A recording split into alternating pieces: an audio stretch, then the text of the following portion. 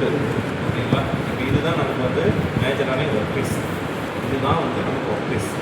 ஓகேங்களா? சரி, okay sir. இப்போ இது வந்து ஒர்க் பீஸு. நமக்கு வந்து உட்டு வந்து மேஜர் ஆல்மோஸ்ட் நமக்கு வந்து கிடச்சிருச்சு. இப்போ இதுக்கப்புறம் இதில் என்னென்னலாம் வேணும், என்னென்னலாம் பண்ண முடியும் அப்படின்னா, ஃபஸ்ட்டு ஒன்று பார்த்தீங்க அப்படின்னா, ஒரு உட்டன் மெட்டீரியல் எடுத்துக்கிட்டோம். கார்பெண்டரை பொறுத்தவரை ஒரு உட்டன் மெட்டீரியல் எடுத்துக்கிட்டோம் அப்படின்னா, இந்த உட்டனை வச்சு நம்ம என்னென்ன பண்ண முடியும், ட்ரில் பண்ண முடியும். ஓகேங்களா? அடுத்து ஏதாவது கட் பண்ண முடியும். அடுத்து என்ன பண்ண முடியும், ஏதாவது வந்து பேஸ்ட் பண்ண முடியும். இல்லையா வந்து ஏதாவது வந்து லாக் பண்ணலாம். சரிங்களா? இந்த 3 ப்ராசஸ் தான் வந்து உட்டன் மெட்டீரியல் பண்ண முடியும். சரி, ஓகே. இதில் ஃபஸ்ட்டு ப்ராசஸ் பார்ப்போம்.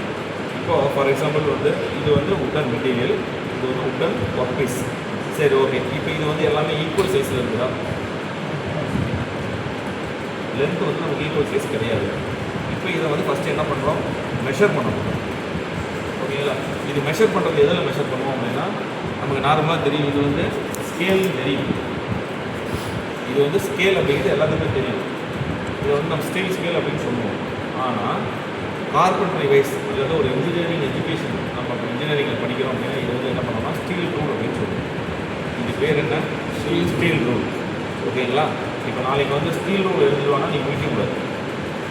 ஸ்டீல் ஸ்கேல்னால் அதுக்கு இன்னொரு நேம் என்ன, ஸ்டீல் ரூல். ஓகேங்களா? இப்போது நம்மளுடைய மேனுவலில் பாரு, ரெக்கார்டில் பாரு, லென்த்து எல்லாமே கொடுத்துருப்பாங்க. லென்த் என்னென்னா 300, அது என்ன எம்எம்மா சென்டிமீட்டர்னு கொடுத்துக்க மாட்டாங்க.